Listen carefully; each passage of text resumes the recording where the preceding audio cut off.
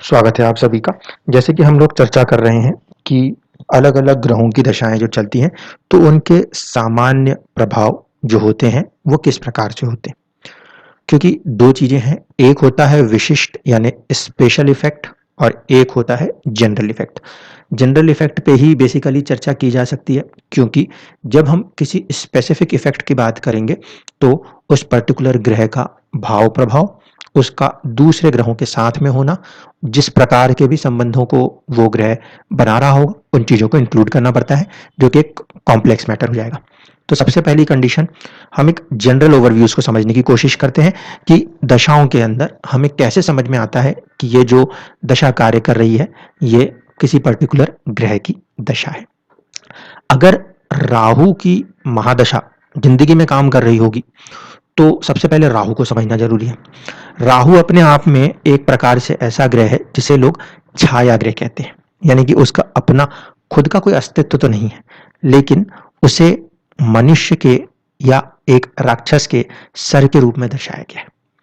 Actual में देखा जाए तो कहीं न कहीं वो भगवान विष्णु के कोई ना कोई एक अवतार है, ठीक है? तो पॉजिटिव एस्पेक्ट से देखिए, राहु जो है अगर मनुष्य के सर की भांति है, इसका मतलब है कि उसमें सोचने की, उसमें समझने की, उसमें चीज़ों के प्रति एक नज़रिया बनाने की ख़ासियत है। क्योंकि मनुष्य का दिमाग जो है, वो ऑब्जर्वेशन का सबसे बड़ा सेंटर है। आप किसी भी चीज़ को देखते हैं, परखते हैं, वो करते हैं अपने बुद्धि से, दिमाग से। इसका मतलब कॉमन रिजल्ट तो ये होगा कि जब कभी भी व्यक्ति के राहु की दशा चल रही होगी, उसका जो दिमाग है, वो अत्यधिक कार्य करता हुआ नज़र आएगा। दूसरा एक फैक्टर है वो ये कि गुरु जहाँ तक पहुँचते हैं, राहु उस चीज़ से और आगे जाने की कोशिश करते हैं। इसीलिए अगर जीवन में राहु की दशाएँ चलती हुई नज़र आती हैं, तो बेइंतहा यानी कि किसी भी सरहद के पार तक, बियॉन्ड द इमेजिनेशंस तक की चीज़ों को हासिल करने की एक प्रवृत्ति कहीं न कहीं व्यक्ति के अंदर जागृत होती है। ऐसा माना जाता है कि केतु यदि मोक्ष है, तो राहु जन्म का कारण है, क्योंकि वो इच्छाएँ हैं। तो जब भी राहु की दशाएँ चल रही होंगी, व्यक्ति की कुछ न कुछ इच्छाएँ हो रही होंगी और वो इच्छा पूर्ति के प्रति आगे बढ़ता है। ऐसे स्थिति में हम देखें तो राहु की दशा कलयुग में एक अच्छी दशा के तौर पे मानी जा सकती है, लेकिन आर्थिक जगत की उन्नति के रूप में देखा जाए तब। अगर आध्यात्मिक जगत की उन्नति के रूप में देखना है, जहाँ चाहतों का कोई मोल नहीं है, ऐसी कंडीशन में राहु की दशा ज़्यादा अच्छी नहीं है। अगर व्यक्ति साधु है तो, लेकिन ज़्यादातर लोगों को मटीरियलिस्टिक चीज़ें चाहिए और मटीरियलिस्टिक चीज़ों के लिए राहु एक अच्छा ग्रह कह सकते हैं। अब सवाल ये उठता है कि दशा का जो प्रभाव है, साधारणतः प्रभाव, वो किस तरीके से जाएगा? तो राहु क्योंकि अपने आप में कोई ग्रह नहीं बनता, वो किसी भी चीज़ में अपना दिमाग लगाने की कैपेसिटी दर्शाता है। जैसे कि एक एग्जांपल ले लीजिए, पानी सिर्फ पानी है। अगर उस पानी में आप शरबत घोलेंगे तो वो शरबत बन जाएगा। आप उसमें दही घोल दीजिए तो वो कुछ और बन जाएगा।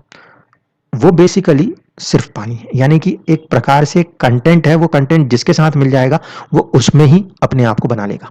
इसीलिए जब राहु की दशाएँ चल रही होंगी, तो ये देखना पड़ेगा वो किस राशि में जाके बैठा है। क्यों? क्योंकि उस राशि के स्वामी के रूप में ही अपने आप को बनाने की कोशिश कर लेगा। अब देखिए, कहीं न कहीं राहु मोहमाया है। मोहमाया कहाँ पे काम करती है? भोग विलास में काम करती है। इसीलिए राहु जब कभी भी शुक्र की राशियों में हो, तो वो चीज़ उसके लिए अच्छी मानी जाती है, क्योंकि व्यक्ति का दिमाग जो है, वो क्रिएटिवली इन चीज़ों की तरफ लग जाएगा। रीज़न इज़ कि मटीरियलिस्टिक चीज़ें, भोग की वस्तुओं में दिमाग अगर लगा रहा है राहु, तो उन्हें बढ़ाने की कोशिश कर रहा है। तो शुक्र की दोनों राशियों में अगर राहु बैठा है, तो वो जीवन में उन राशियों के प्रभाव से और शुक्र के वैभव को बढ़ाने का प्रयास कर देगा। अगर राहु मंगल की राशियों में बैठा है, तो मंगल की राशियां क्या है? या तो व्यक्ति के जीवन में अपने व्यक्तित्व को राइज करना, क्योंकि मेष पहली राशि, अग्नि तत्व प्रधान, अगर वहां बैठा है तो चाहत जो होगी वो क्या होगी? खुद की पर्सनैलिटी को डेवलप करने की, या अपने बॉडी के साथ किसी तरीके से कुछ ना कुछ बिल्डअप्स करने की कोशिश करेंगे। अगर मान लीजिए मंगल की दूसरी राशि 8 नंबर की राशि, अब ये गहराइयों को खोजने की राशि। मटेरियलिस्टिक साइड पे देखा जाए तो 8 नंबर की राशि बिल्कुल अपोजिट नेचर है। क्यों? क्योंकि वो जीवन के रहस्यों को खोजने की राशि है। और राहु हमारी चाहते, चाहते जो हैं वो बेसिकली मटेरियल्स के साथ जुड़ी हुई है, जबकि 8 नंबर की राशि हमने बात करी है, तो वो क्या है? वो भाव हमारे जीवन के एक परिवर्तन को दर्शाता है। परिवर्तन की चाहते बहुत ज़्यादा लोग नहीं रखते। क्यों? क्योंकि परिवर्तन को हम एक अनसर्टेनिटी के रूप में देखते हैं। और राहु अगर अनसर्टेनिटी के घर में चला गया, अनसर्टेनिटी की राशि में चला गया, तो उसके सोचने में अनसर्टेनिटी है। और इसकी वजह से हम ऐसा मानते हैं कि कहीं ना कहीं जब वृश्चिक राशि में राहु बैठा हो तो उसे नीच का मान लेते हैं। राहु नीच का होने का मतलब यह है कि गहराइयों को खोजने की राशि में आपने अपने दिमाग को लगा के रखा है, और वो चीज कई बार एक प्रकार से सही खोज के लाए, इसकी कोई गारंटी नहीं। तो क्योंकि वो एक डिजायर है, डिजायर पॉजिटिव और नेगेटिव कुछ भी हो सकती है, क्योंकि उसकी ऑब्जर्वेशन की कोई कैपेसिटी नहीं, वो बियॉन्ड द लिमिट जाके किसी भी चीज को करने की क्षमता को दर्शाता है। इसीलिए जब कभी भी राहु की दशा चल रही हो तो आपको राशि को भी ध्यान में रखना है। मंगल की एक राशि में बैठा है चाहे दूसरी राशि में बैठा है, मंगल का साहसिक प्रभाव तो दिखाएगा, लेकिन साहस स्वास्थ्य को बनाने के लिए, सेहत को बनाने के लिए करेगा, या किसी दूसरी गहराइयों को खोजने के रहस्यों में लग जाएगा। शुक्र के साथ बैठेगा तो संचित धन की राशि में बैठेगा तो संचित की बात करेगा।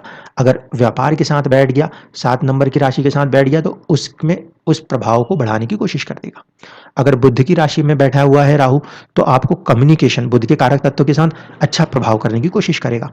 या अगर वो बुद्ध के साथ भी बैठा है, क्योंकि राहु और केतु के साथ ये बात है, वो जिनकी राशियों में बैठे या जिनके साथ बैठ जाए उनके प्रभाव को ले लेंगे।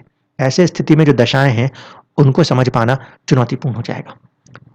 बाकी राशियों के लिए भी देख लीजिए, अगर राहु शनि की राशियों में बैठा है तो कार्य के प्रति बहुत चीजें बढ़ाएगा, लेकिन कई बार वो डे ड्रीमिंग करा देता है। चंद्रमा की राशि में बैठा हुआ राहु बहुत ज्यादा इमोशनल बना सकता है। पब्लिक डीलिंग्स के लिए फिर भी ठीक है। सूर्य की राशि में राहु बैठा हो तो कहीं ना कहीं एक तरीके से आत्मा क्या चाहती है उसके ऊपर आपकी डिजायर्स, आपकी चाहते हावी हो जाएंगी। इसी तरीके से यदि गुरु की राशि में राहु बैठा है तो कहीं ना कहीं वो मोक्ष को पाने की कोशिश करता है 12 नंबर की राशि में जाकर, तो उसी तरीके से 9 नंबर की राशि में जाकर वो ज्ञान को पाने की भी कोशिश करता है, क्योंकि उसमें सिर्फ एक तत्व है चाहत, और वो चाहत के तत्व के साथ जिस भी राशि में जाके बैठेगा उसके स्वामी के प्रभाव के साथ कार्य करने लगेगा। पहली बात। दूसरी बात कि अगर राहु केंद्र या त्रिकोण में बैठा हो तो हम कहते हैं कि जो उसके दशा प्रभाव है उसको थोड़ा शुभता के साथ, बट ऐसा कोई जरूरी नहीं है। राहु 12वें में बैठ के, राहु छठे में बैठ के भी अच्छे फल दे जाता है। डिपेंड ये करता है कि उसका राशि स्वामी कहाँ बैठा है और वो क्या करना चाहता है, इसलिए दशा तो उस तरफ शिफ्ट हो जाएगी। लेकिन जो मोटी मोटी चीजें हैं जो कि राहु की दशाओं में ऑब्जर्व होती हैं और होती आई हैं, वो समझ लीजिए। धोखा, चीट करना, जो नहीं है उसको क्रिएट कर देना, न्यूसेंस बना लेना, ये सब राहु का एक प्रभाव है। इसलिए जब कभी भी जीवन में राहु की दशा चल रही होती है तो दो बातें बिल्कुल क्लियरली होती है, या तो आप राजनीति कर लो या जिंदगी में आपके साथ कहीं ना कहीं राजनीति होनी शुरू हो जाए, पहली बात। दूसरी बात, क्योंकि एक माया जाल है, सीधी सी बात है, उस माया जाल का अर्थ यह है कि चीजों में धोखा हो सकता है। इसीलिए जब कभी भी राहु की महादशाएं चल रही हों तो व्यक्ति के जीवन में झूठ का होना, धोखे का होना, इन सारी चीजों का होना नेचुरली खड़ा होने लगता है, या फिर जो सिचुएशन है वो बहुत ज़्यादा पॉलिटिकल होने लग जाती है। या आपको इन्हीं दो सिचुएशनों से समझ में आ जाता है कि जीवन में कहीं ना कहीं राहु की दशाएं कार्य कर रही हैं।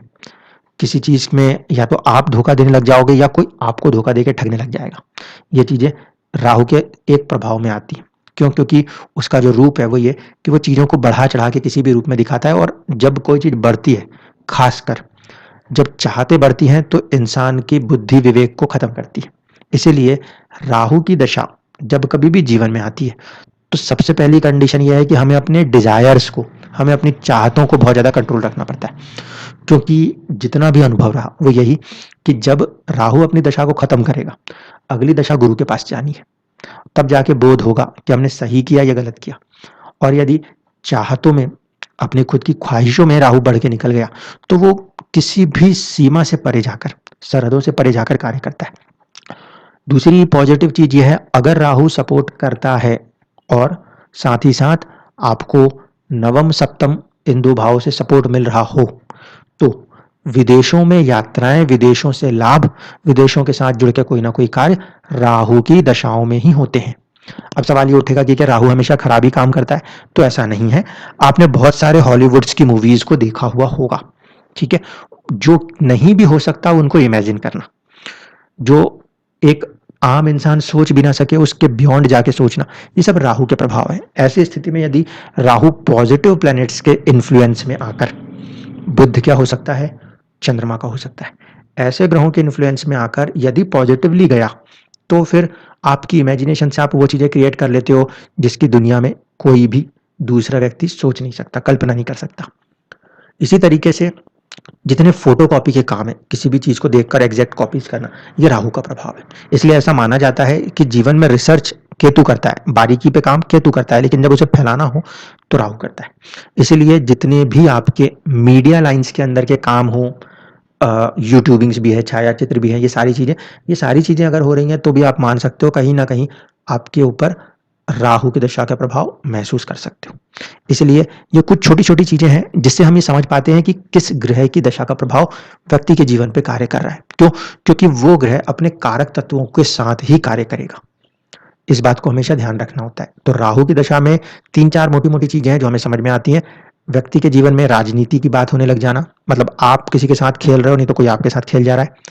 धोखा, चीटिंग्स, आप या तो दे रहे हो या कोई आपको देके चला जा रहा है, या फिर जीवन में आपकी ख्वाहिशें, आपकी चाहतें, आपके सोचने के ढंग में बहुत ही ज्यादा परिवर्तन होने लग जा रहा है। मतलब क्या एथिकल है, क्या अनएथिकल है, व्यक्ति ये नहीं सोचता जब राहु की दशा चल रही हो। साम दाम दंड भेद, किसी भी तरीके से उसे हासिल करने का प्रभाव, प्रयास, ये राहु की दशा करती है। इसीलिए अगर राहु की दशा अच्छा काम करके जा रही हो तो बहुत अच्छे अच्छे जो आपको स्पाई मिलते हैं, यानी कि जासूस मिलते हैं, वो राहु के प्रभाव से मिल सकते हैं। लेकिन राहु की दशा में एक पॉजिटिविटी है, अगर आपके पढ़ने के समय, एजुकेशन के समय राहु की दशा मिल जाए, कंडीशन यही है कि राहु जो है वो किसी गलत भाव या गलत राशि के साथ ना जुड़ के बैठा हो। तो ऐसे स्थिति में आपका जो दिमाग है, बियॉन्ड द इमेजिनेशन, आपकी सोचने की जो कला है, वो आपको अपने एजुकेशन में बहुत अच्छा सपोर्ट करने लगती है। कई बार ऐसा देखा गया है कि दशा अगर राहु की चले और वो भी 10वीं 12वीं के बाद, तो इंजीनियरिंग्स, टेक्नोलॉजीज, इसके साथ जुड़ के लोगों की एजुकेशन होती है। क्योंकि राहु ऐसी प्रॉब्लम्स के सॉल्यूशंस पे काम करने वाला ग्रह माना जा सकता है जहां पे व्यक्ति अपने दिमाग को लगा के हर वो चीज जो सामने एग्जिस्ट ना कर रही हो उसके बावजूद उस पर काम करके उसे बनाना, क्रिएट करना, ये सारी चीजों में राहु मदद कर सकता है। इसीलिए जब कभी भी कोई पॉजिटिव राहु की दशा काम कर रही होगी तो जीवन के अंदर आप किसी भी चीज को लेकर एक क्लैरिटी महसूस करेंगे कि मुझे ये काम करना है, और हजार चीजों को सोच सोच के भी आप काम करें तो भी एक क्लैरिटी से एक जगह पे आ जाएंगे। अगर वही राहु आपके जीवन में नेगेटिव प्रभाव करने चल दे तो प्रॉब्लम क्या होगी कि वो बियॉन्ड द इमेजिनेशन जाकर ही किसी भी चीज को सोचने का काम करेगा। लेकिन अब आपका जो सोचने का ढंग है वो एक जगह पे केंद्रित नहीं होगा, वो 50 चीजों पे सोचने का काम करेगा। और एक प्रकार से यदि आपका सोचने का ढंग, आपकी बुद्धि ही कंफ्यूज हो गई तो आप अपने जीवन में सब कुछ खत्म करने लगते हैं। इसीलिए ऐसा माना जाता है कि यदि राहु 12वें भाव में या 8वें भाव में, अन्यथा कहीं ना कहीं 8 नंबर की राशि या 12 नंबर की राशि में बैठ के चल रहा हो, ऐसे स्थिति में हमें ज्यादा सावधान होना पड़ता है। क्यों? क्योंकि जिस तरीके से 8वां भाव या 8 नंबर की राशि जीवन के गहरे रहस्यों को खोजने की राशियां हैं, अष्टम भाव है, और 12वें घर का जो है वो है चैरिटी, ठीक है, लोगों के प्रति आपका एक प्रकार से रुख रवैया।